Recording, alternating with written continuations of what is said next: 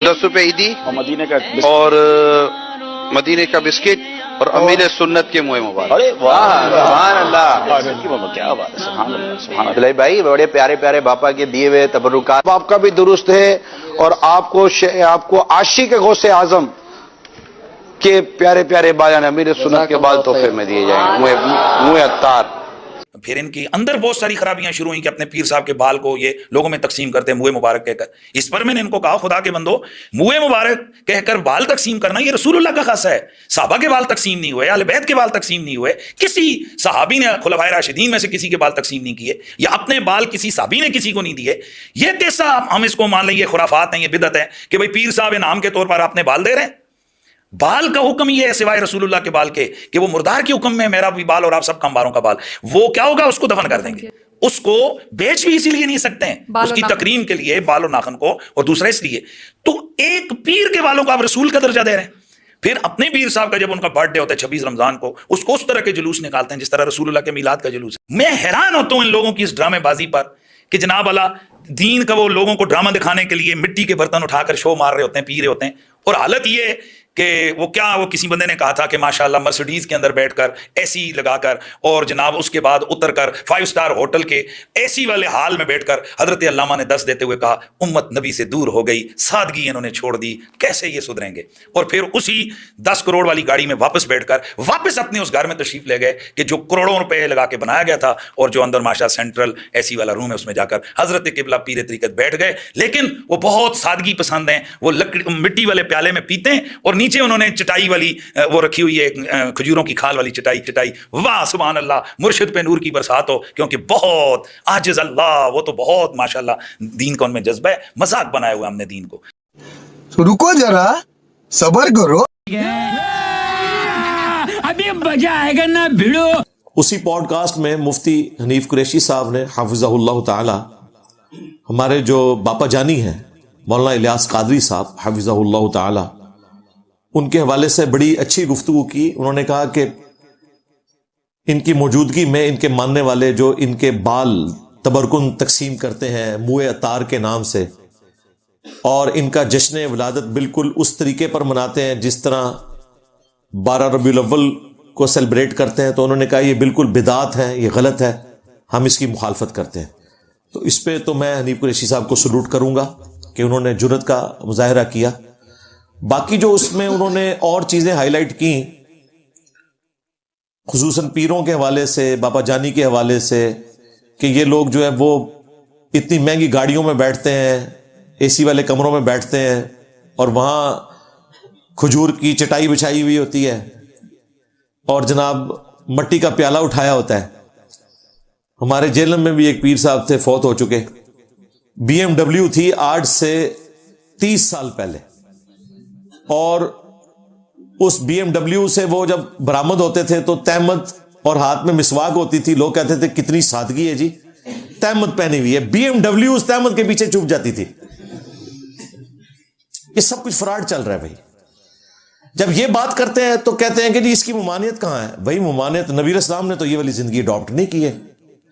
تم بیٹھے ہوئے ہو رسول اللہ کی گدی کے اوپر، زندگی بنو امیہ کی گزارنا چاہ رہے ہو اور آخرت مولا علی ولی مانگ رہے ہو. سیدھا سیدھا کہہ دو کہ ہمارا اس فقر کی زندگی سے کوئی تعلق نہیں ہے، اور پھر ہمیں یہ بتانا چھوڑ دو کہ اللہ کے نبی چٹائی پہ بیٹھتے تھے. تم تو اتنی مہنگی مہنگی گاڑیوں سے اترتے ہو جو اکثر چندوں کی تم نے خریدی ہوئی ہیں. اس میں جو ڈیزل اور پیٹرول استعمال ہوتا ہے وہ بھی چندوں کا، کوئی حلال کی کمائیاں نہیں ہیں تمہاری. اور یہ منی لانڈرنگ جو انہوں نے دعوت اسلامی کی کھولی ہے وہ آپ کے سامنے ہے. جو وہ بتا رہے ہیں اس سے بھی زیادہ ہے. لیکن مفتی صاحب سے میں ریکویسٹ کروں گا کہ پلیز مفتی صاحب صرف باپا جانی تک نہ رہے. آپ جس گدی سے عقیدت رکھتے ہیں نا، گولڈا شریف ہو گئی، عیدگاہ شریف، سیال شریف، فلانا شریف، سارے ایو کچھ جے جڑا کٹو گے وہی لال جے. ہاں بالکل سارے یہی کچھ ہے. صرف باپا جانی کو ٹارگٹ نہ کرو، باقیوں کے بارے میں بھی بتاؤ. اور یہ بتاؤ کہ تم قائل ہو عبد القادر جیلانی کے تبرکات کے. یہ حنیف قریشی قائل تھا. اب یہ دعوت اسلامی کی وجہ سے نا اس نے مذاق اڑانا شروع کر دیا کہ جی نبی الاسلام وہی جملے میرے ہی سنتا ہے، وہ تو رٹے رٹائے آگے بیان کر دیتا ہے کہ کیا صحابہ کرام نے، اہل بیت نے اپنے منہ مبارک کبھی تقسیم کیے، حالانکہ یہ وہ لوگ ہیں جن کے فرقے میں دین تصوف کے اندر شیخ عبد القادر جیلانی کے بال تبرکن تقسیم ہوتے ہیں، ان کے تبرکات سنبھالے ہوئے ہیں، اور یار آج کل کے پیروں کے سنبھالے ہوئے ہیں۔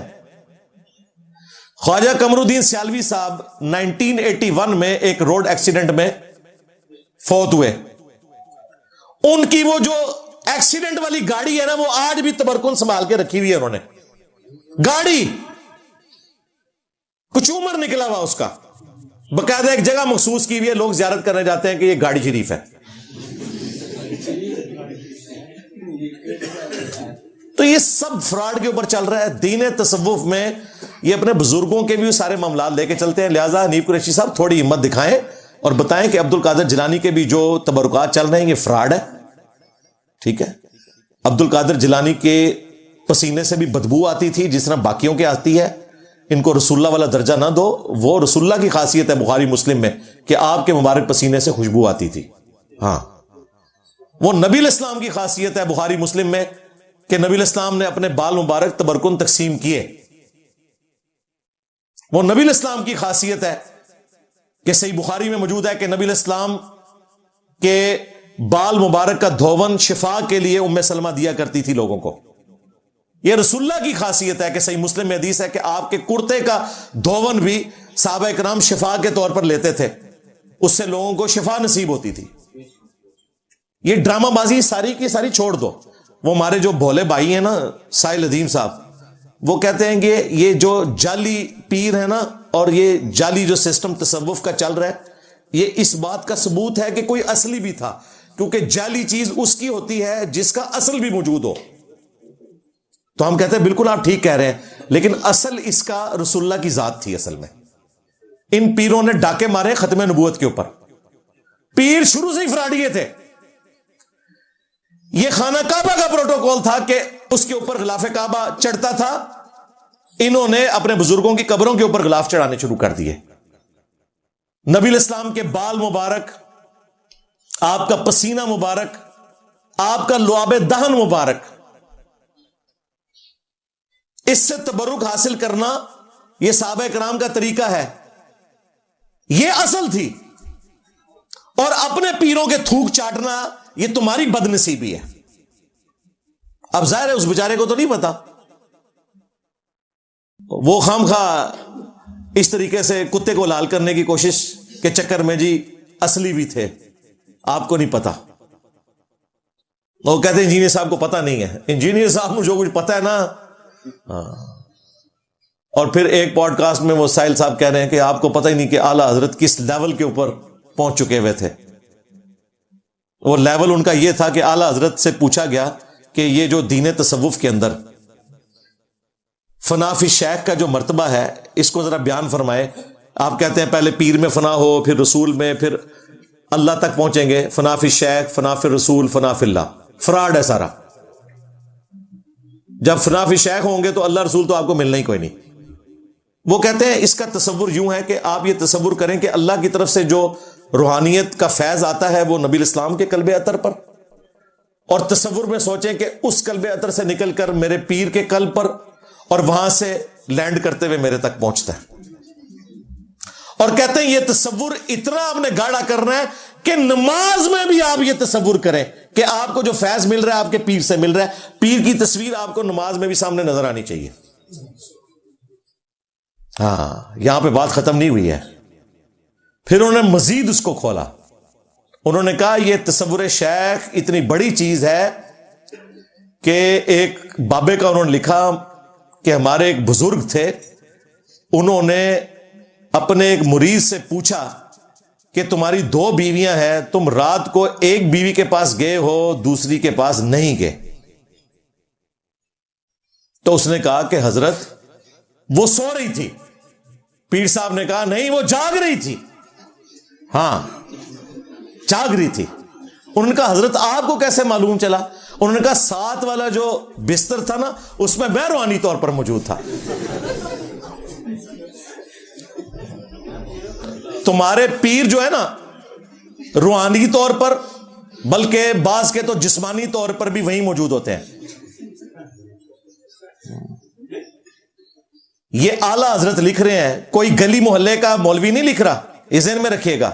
یہ کہتے ہیں نہیں اعلیٰ حضرت سے کچھ نکالیں, وہ عالم تھے, صوفی باعمل تھے, غوث وقت تھے, مجدد تھے. اے اعلیٰ حضرت نے لکھا ہے. اس کے بعد اگر میں یہ کہوں تو کسی باپا جانی کے مرید کو برا نہیں منانا چاہیے کہ باپا جانی کے جو یہ دو تحفے دنیا میں آئے, بلال قادری اور احمد رضا عبید رضا قادری, اس کے لیے جب وہ ان کی والدہ محترمہ کے پاس تشریف لے گئے تھے تو ضیاء الدین مدنی جو اعلیٰ حضرت کے خلیفہ تھے اور باپا جانی کے پیر صاحب وہ ساتھ والے پلنگ پہ موجود تھے روحانی طور پر. اگر اس کے اوپر ان کو غصہ آئے نا تو سمجھ لیں کہ انہیں پتا یہ فراڈ ہے جو کچھ اعلیٰ حضرت لکھ کے گئے, اور اگر یہ خوشی سے بتاتے پھریں تو پھر ٹھیک ہے, اسے آن کریں. وَأَنْتُمْ تَعْلَمُونَ, تم جانتے تو ہو یہ سب کچھ فراڈ ہے. تو ہم سائل الدین صاحب سے بھی کہیں گے کہ آپ کو کچھ پتا نہیں ہے کہ کتنے بڑے لیول کا کام ان بڑوں نے ڈالا ہے. میں نے پچھلے دنوں جو ویڈیو ریکارڈ کرائی ہے اس میں تو میں نے اعلیٰ حضرت کے حوالے سے 12 حوالے دیے, سوری آدھا 24 نمبر, 12 نمبر نہیں آدھا 24 نمبر. وہ کہتے ہیں 24 حروف ہے وہابی کے اور گد کے بھی 24 ہے. گد گوش خور ہے, وہابی ایمان خور ہے. تو ہم نے بابیوں کے ہاف 24 نمبر 12 حوالے میں نے دیے اور وہ اعلیٰ حضرت سے ثابت کیے ہیں. پھر میرا آپ کو پتا ہے فیوریٹ ٹاپک ہے, بات اس طرف چلی جائے گی. اینڈ پہ جا کے حنیف قریشی صاحب نے جب اینکر نے کہا نا کہ آپ کوئی میسج دیں تو انہوں نے کہا میں میسج یہی دوں گا کہ آپ اللہ اور اس کے رسول کی نسبت کی وجہ سے اپنے پیروں سے عقیدت رکھیں, پیروں کی وجہ سے اللہ رسول سے عقیدت نہ رکھیں. مرنے کے بعد اللہ اور اس کے رسول نے کام آنا ہے, پیروں نے کام نہیں آنا. کون کہہ رہا ہے؟ حنیف قریشی صاحب. کہ قبر میں آپ کے نہ پیر صاحب آئیں گے نہ مولوی صاحب آئیں گے, اور جب آپ منو مٹی تلے دفن ہوں گے تو وہاں ایک اللہ تعالیٰ کی ذات آپ کے قائم آئے گی یا اس کے رسول صلی اللہ علیہ وسلم. آپ کی قبر میں ان کا دیدار کروا کے کہا جائے گا, سوال کیا جائے گا کہ ان کے بارے میں کیا کہا کرتا تھا. نبی کی ذات کو پیروں کی وجہ سے نہ پہچانے, استاد پیر اور مرشد کو نبی کی وجہ سے پہچانے. یہ وہی حنیف قریشی ہے جس نے غوث پاک کا دھوبی والا واقعہ بھی بیان کیا ہوا ہے. اس کا مطلب ہے کہ تبدیلی آ گئی ہے. ہاں, ورنہ تو اسے کہنا چاہیے تھا کہ قبر میں غوث پاک بھی کام آئیں گے. اس نے کہا مرنے کے بعد کسی پیر نے نہیں کام آنا, اللہ رسول نے کام آنا ہے, لہذا پیروں کے پیچھے اللہ رسول سے نہ بگاڑیں, اللہ رسول کی نسبت سے آپ پیروں کے ساتھ عقیدت رکھیں, پیروں کی وجہ سے اللہ رسول کے ساتھ عقیدت نہ رکھیں. تو مفتی صاحب میں پھر ریکویسٹ کروں گا کہ آپ توبہ کریں غوث پاک کے دھوبی والے واقعے سے جو جھوٹ آپ نے پبلک میں مشہور کیا تھا. لوگوں کو یہ بھی بتائیں کہ غوث پاک نے جو یہ فرمایا تھا کہ تمام اولیاء کی گردن پہ میرا پاؤں ہے, یہ بھی سب جھوٹ ہے, کوئی نہیں فرمایا انہوں نے. اگر فرمایا ہے تو بہت بڑے متکبر تھے, ولایت کیا ان کا تو ایمان بھی ثابت نہیں ہوگا. پھر مولا علی نے کبھی نہیں کہا کہ صحابہ کرام کی گردن پہ میرا پاؤں ہے.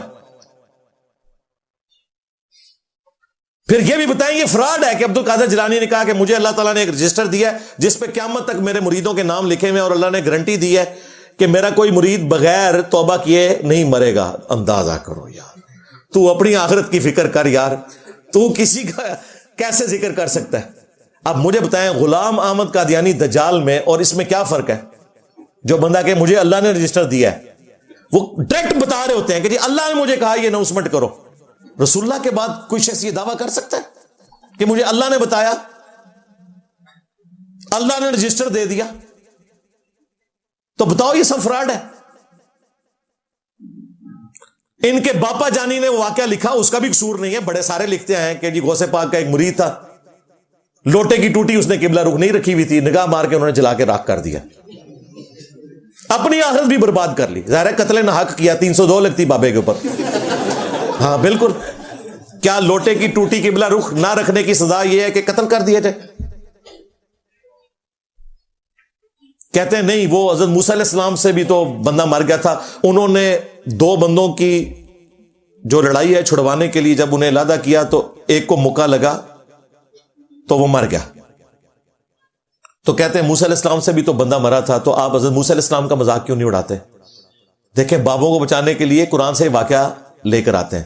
سرکار یہ واقعہ اگر آپ لے کے آؤ گے تو آپ کو پتا ہے بخاری مسلم میں موجود ہے, قیامت والے دن جب لوگ حضرت موسیٰ علیہ السلام کے پاس جائیں گے نا کہ ہماری شفاعت کریں تو وہ کہیں گے کہ مجھ سے دنیا میں ایک بندہ ناحق قتل ہو گیا تھا, مجھے آج فکر ہے کہ اللہ تعالیٰ پکڑ نہ لے, حالانکہ قرآن میں وہ غلطی معاف ہو چکی ہوئی ہے.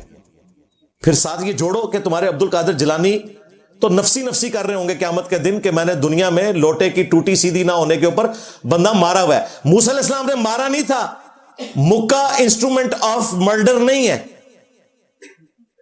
لیکن یہ آنکھوں سے لیزر مار کے بندہ مار دینا, یہ ہالی ووڈ والے جو فلمیں بنا رہے ہیں نا, یہ ہماری ٹیکنالوجی چوری کی ہے انہوں نے نگاہوں سے, جو کہتے ہیں نا نگاہ مار کے یہ کر دیا.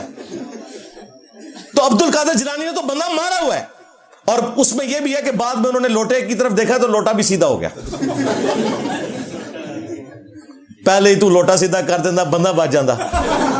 اور یہ واقعہ میں نے آپ کو بتایا, یہ وہ واقعات ہیں جن کو یہ کرامت کہتے ہیں. شیخ عبد القادر جیلانی کو کچھ لوگ ملنے کے لیے آئے, تو جب ان کے پاس پہنچے تو ان کا ایک جو غلام تھا اس نے لوٹا جو رکھا تو لوٹے کی ٹوٹی قبلہ کی طرف نہیں کی. تو شیخ عبد القادر جیلانی غوث پاک سرکار رضی اللہ تعالیٰ عنہ کو اس پر ملال ہوا, تو آپ نے جلال سے اس کی طرف دیکھا تو وہ آپ کی نگاہ کی تاب نہ لاتے ہوئے جاں بحق ہو گیا. تو حنیف قریشی صاحب یہ بتائیں یہ فراڈ ہے, ورنہ عبد القادر جیلانی کی دنیا اور آخرت برباد ہو چکی اس مرید کو مارنے کی وجہ سے, کیونکہ قرآن میں ہے جس نے ایک مؤمن کو ناحق قتل کیا وہ ہمیشہ کے لیے جہنم میں ہے. جی, اور بخاری مسلم میں حدیث ہے, انس بن مالک کہتے ہیں میں 10 سال کا بچہ تھا, میری ماں نے رسول اللہ کی خدمت میں مجھے پیش کیا کہ یہ آپ کے گھر کے کام کیا کرے گا. 10 سال میں حضور کو وضو کرواتا رہا, یعنی 20 سال کے تھے تو نبی علیہ السلام کی ڈیتھ ہوئی. کہتے ہیں ان 10 سالوں میں نبی علیہ السلام نے مجھے کبھی ڈانٹا نہیں, کبھی یہ نہیں کہا کہ یہ کیوں کیا یہ کیوں نہیں کیا. ہمارا پیر وہ ہے کہ جن کے ساتھ جب لوگ اٹیچ ہوتے ہیں تو وہ ان کو ڈانٹتے بھی نہیں ہیں, اور تمہارے پیر کہتے ہیں ہم نبی کے طریقے پہ ہیں, وہ مریدوں کو جلا کر راکھ کر دیتے ہیں. لو سامو, میں نے 8 بزرگوں کی 8 کہانیاں پوسٹ مارٹم کیا ہے اس قسم کے واقعات کا. یہ وہ واقعات ہیں جو یہ اون کرتے ہیں, یہ وہ نہیں جو کہتے ہیں کتابیں بدل گئی ہیں. یہ باپا جانی نے واقعہ لکھا ہے لوٹے کی ٹوٹی والا, چینی جنات کا بادشاہ, ایک پمفلٹ لکھا ہے جس میں عبد القادر جیلانی کو انہوں نے بہت بڑا ٹارزن ثابت کیا ہے. عبد القادر جیلانی کا کوئی قصور نہیں ہے, یہ انہوں نے مروایا ان کو. ہمیں اس سے کوئی غرض نہیں کہ وہ بزرگ تھے یا نہیں تھے, ہمیں ان کی آخرت کے ساتھ غرض ہے جو زندہ ہے کہ یار عبد القادر جیلانی کے نام کے اوپر یہ ڈرامہ بازی بند کرو. 11ویں تو پکا کر کھا رہے ہو, کسی 11ویں کے اوپر عبد القادر جیلانی کی کتاب غنیت الطالبین سے نماز کا طریقہ تو کھول کر بتاؤ. ہاں, وہ جب طریقہ بتاؤ گے نا پھر ہم وہی بولیں گے جو ہم پہلے بولتے ہیں. کیا حنفی بریلوی, حنفی دیوبندی, حنفی قادیانی بھی حنفی ہیں, بغیر رفع الیدین کے نماز پڑھتے ہیں, اور ہم اس طریقے پہ نماز پڑھتے ہیں جو بخاری مسلم میں لکھا ہے رفع الیدین کے ساتھ رکوع میں جاتے وقت اور رکوع سے اٹھتے وقت, جبکہ تم بغیر رفع الیدین کے نماز پڑھتے ہو اور تمہارا پیر غنیت الطالبین میں نماز کا طریقہ وہی لکھ کر گیا جو بخاری مسلم میں موجود ہے. اور ان سے بھی پہلے امام غزالی نے کیمیائے سعادت میں نماز کا طریقہ رفع الیدین کے ساتھ لکھا ہے. عبد القادر جیلانی 561 ہجری میں فوت ہوئے اور امام غزالی 505 ہجری میں. یہ دونوں بڑے انٹرنیشنل صوفی ہیں, ان سے بڑا صوفی کوئی نہیں ہے پوری دنیا میں. ان کو صوفیوں کا امام مانا جاتا ہے, جس طرح ہم حدیث کا امام بخاری امام مسلم کو مانتے ہیں نا, شیخین کہتے ہیں ہم ان کو. صوفیاء کے شیخین اگر کوئی ہے نا تو پہلے نمبر پہ امام غزالی ہے, دوسرے نمبر پہ عبد القادر جیلانی ہے. انہوں نے سلیبس دیا ہے تصوف کو, اور دونوں نماز کا طریقہ لکھ رہے ہیں رفع الیدین کے ساتھ. جو یہ آپ کو کہتے ہیں جی یہ بغلوں میں بت رکھ کے آتے تھے, یہ مکھیاں مارنا ہے, اور پھر کہتے تھے یہ تو قادیانیوں کا طریقہ ہے. وہ تو ہم نے بتایا کہ قادیانی تو تواڑے پر آ جائے, قادیانی تو بغیر رفع الیدین سے نماز پڑھتے تھے. حنفی بریلوی, حنفی دیوبندی, حنفی قادیانی, بلکہ ان کے خلیفہ کی ویڈیو ریکارڈ ہے کہ ہم فقہ میں حنفی ہیں. یہ ساری باتیں میں اس لیے نہیں کرتا کہ میں کوئی انہیں گالی دوں, اصل میں جو یہ گالیاں اوروں کو دیتے تھے میں نے بتایا کہ یہ گالیاں تمہیں آ کے لگتی ہیں. ہمارے سٹوڈنٹس کو رفع الیدین کرنے کے اوپر پورے جمعے پڑھا دو, تم مسجد سے نکال دو, تو پھر ہم بتائیں گے تمہاری نماز قادیانیوں والی ہے. جس طرح ہم نے چشتی رسول اللہ تھانوی رسول اللہ والا زخم ان کا چھیلا ہے نا, یہ زخم بھی چھیلنا ہے کہ تمہاری نماز قادیانیوں والی ہے. اپنی نماز درست کرو. تمہارے پیران پیر کی نماز درست تھی بخاری مسلم کے مطابق. کہتے نہیں وہ حنبلی تھے تو تم کیوں حنفی ہو؟ تمہارے پیر کو نہیں پتا چلا کہ یہ بت رکھ کے آتے تھے؟ تمہارے پیر کو نہیں پتا چلا کہ رفع الیدین منسوخ ہو چکا ہے؟ جس کے پیر کی نماز ہی درست نہیں ہے وہ مرید خود کیسا ہوگا؟ ان کے اوپر پوری تصوف کھڑی ہے نا. ان کی نماز درست تھی اس لیے کہ بخاری مسلم میں لکھی ہوئی ہے, اور تمہاری نماز قادیانیوں والی ہے. لو سامو. میرے خیال آج کے لیے اتنی خوراک کافی ہے.